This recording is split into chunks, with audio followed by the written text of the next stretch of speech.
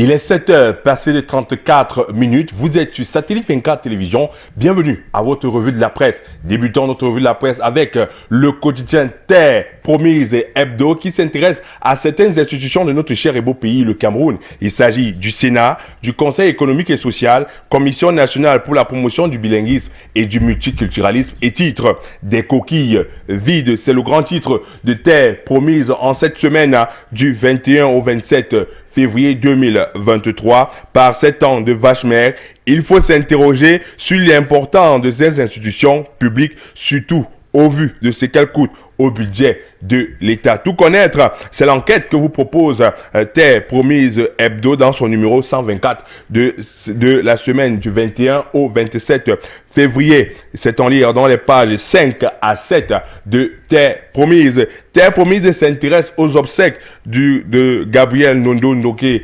l'ex-ministre des Mines et du Développement technologique, et titre « Comment comprendre ce qu'a dit Joseph Lé, le ministre de la fonction publique et de la réforme administrative, appelait les élites de la région de l'Est à s'unir pour permettre de bâtir cette grande région qu'est l'Est Cameroun. Tout connaître, tout comprendre de l'allocution du ministre Joseph Lé, représentant des élites aux obsèques de Gabriel Nondo Ndoké. C'est en lire dans page 2 de Terre Promise Hebdo. On s'intéresse au journal Le Quotidien qui s'intéresse au pagne du 8 mars 2023. Les femmes camerounaises en pleurs. Depuis la présentation officielle en janvier dernier, les femmes n'arrivent pas encore à acquérir le Saint Graal du pagne du 8 mars. Beaucoup se plaignent de la rareté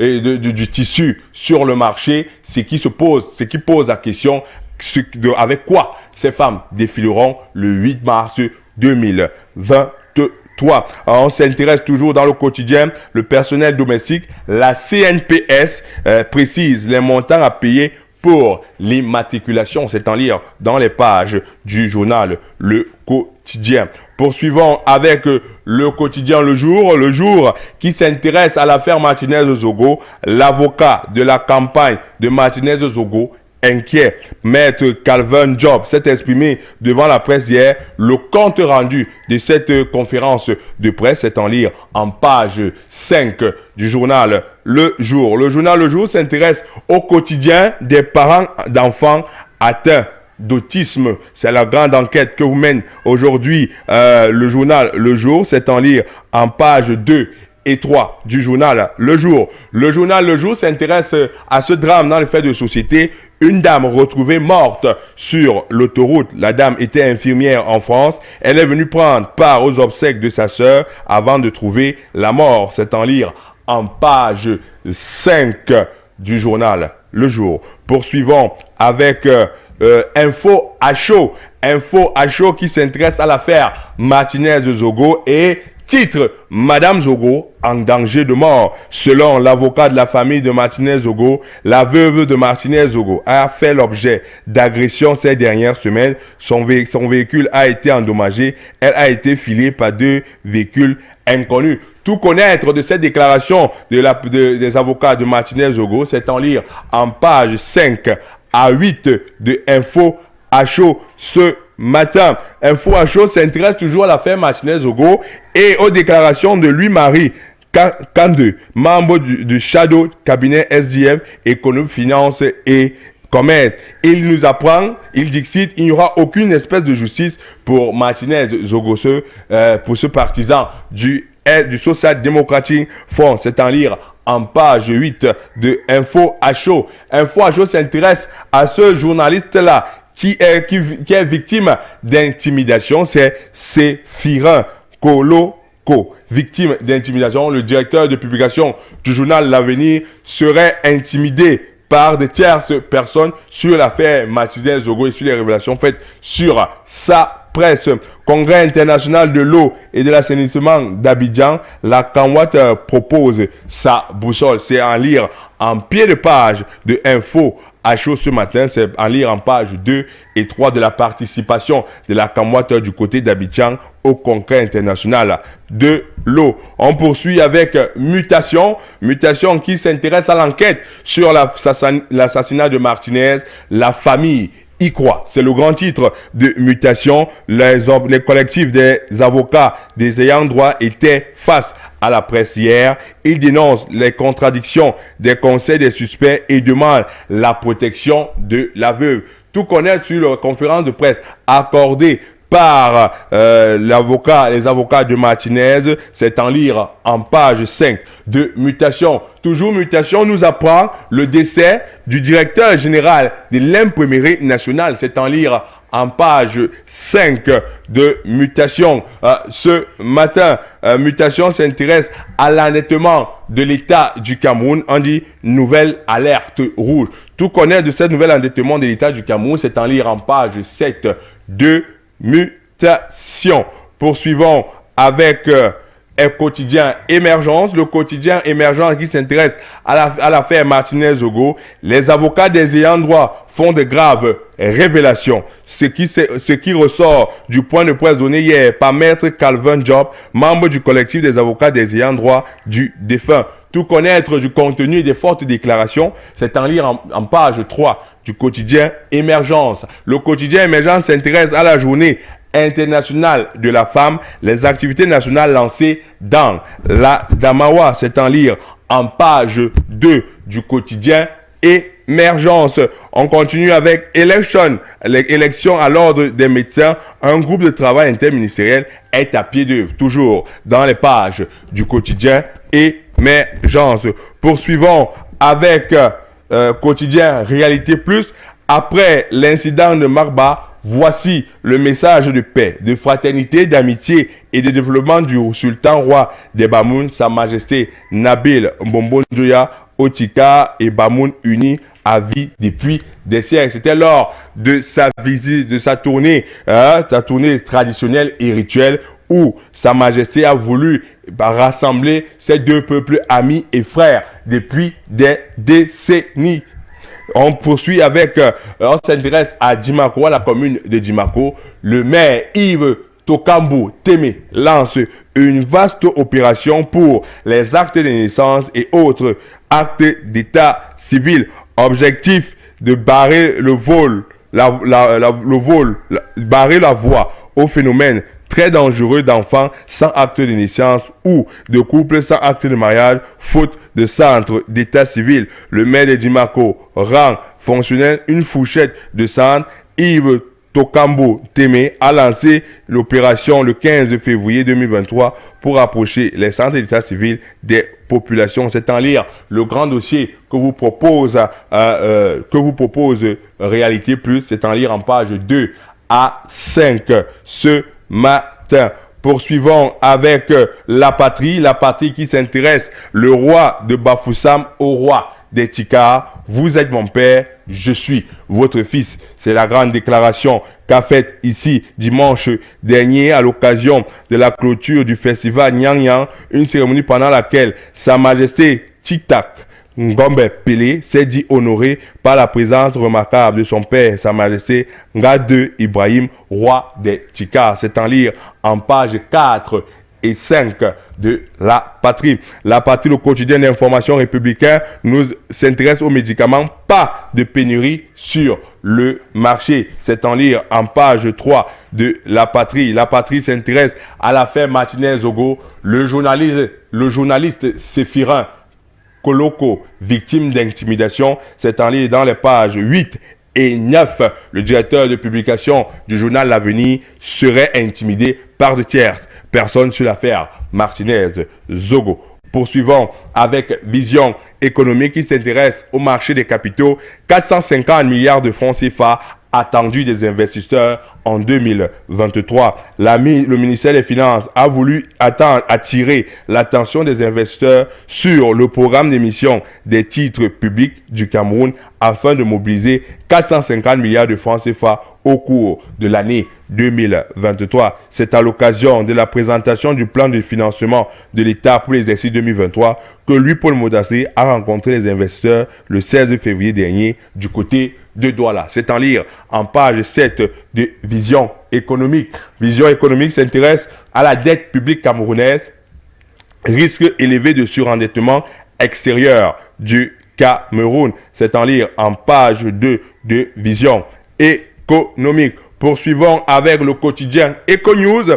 EcoNews qui s'intéresse au guichet unique des virements bancaires validés en 11 ans. En 11 ans, la plateforme numérique e-Gust du commerce extérieur a permis de collecter 7 400 milliards de francs CFA. Comment les innovations de la dite plateforme présentées ce jour à Douala vont-elles accroître la collecte des recettes du commerce extérieur pour l'État? Lire le grand décryptage que vous propose EcoNews ce matin, c'est en lire en page 6. EcoNews s'intéresse à la zone CEMAC. La BEAC veut ponctionner 50 milliards de francs CFA dans le coffre-fort des banques. C'est en lire en page 4. Transport Uber, le réveil de Yango après sa suspension par le ministre des Transports. C'est en lire en page 5 d'EcoNews ce matin. On s'intéresse à Investic Info, journée internationale de la douane, la profession douanière célébrée avec face dans le secteur du Nord. Sous la supervision de Raymond Twangai, chef secteur, les manifestations marquant cette commémoration mondiale ont été menées en mettant en vitrine l'exceptionnelle activité de la douane et son apport devenu incontournable dans l'économie camerounaise. C'est en lire en page 6 et 7 de Investic Info. Investic Info s'intéresse à l'autorité aéronautique. Le nouveau PCA prend fonction. Il a été installé le décret signé le 10 février 2023 a pourvu son remplacement par Emmanuel Ngolet III, qui a été installé le 15 février dernier par le ministre des Transports. C'est en lire en page 3 de Investic Info. Poursuivons avec le quotidien économie. Le quotidien économie qui s'intéresse à la zone Afrique. La Banque africaine de développement et la Banque d'investissement et de développement vont accompagner le développement de l'industrie pharmaceutique. La Banque africaine de développement et la Banque islamique de développement viennent de signer un plan d'action conjoint à cet effet. Et les enjeux, tout connaître de ces enjeux, c'est en lire en page 3 du quotidien économique. Insertion socio-professionnelle, comment comprendre le statut national de l'étudiant entrepreneur. C'est le grand dossier que vous propose ici le quotidien économique. Comment comprendre le statut national de l'étudiant entrepreneur. C'est en lire en page 10 du quotidien économie. On s'intéresse à l'aigle du Sahel, Mayo Danaï, Arakai, Martin Recalé, la guerre de positionnement lancée au sein du RDPC. Après 2 mandats successifs à la Chambre haute du Parlement, le sénateur Amrakai Martin ne sera plus candidat aux prochaines élections sénatoriales. Plusieurs voix s'élèvent dans le Mayo Danaï Nord contre le député Bara Julien. Lire, c'est en lire en page 4 de l'œil de l'aigle du Sahel. Sur de coton, un autre scénario monté contre Mohamedou Bayrou. C'est en lire en page 2 de l'aigle du Sahel. Discorde entre gendarmerie et moto taximen. C'est en lire en page 2 de l'aigle du Sahel. On s'intéresse à la lettre de la bourse, obligation de la Banque des États de l'Afrique centrale, nette de 2022 à 2023, 11 385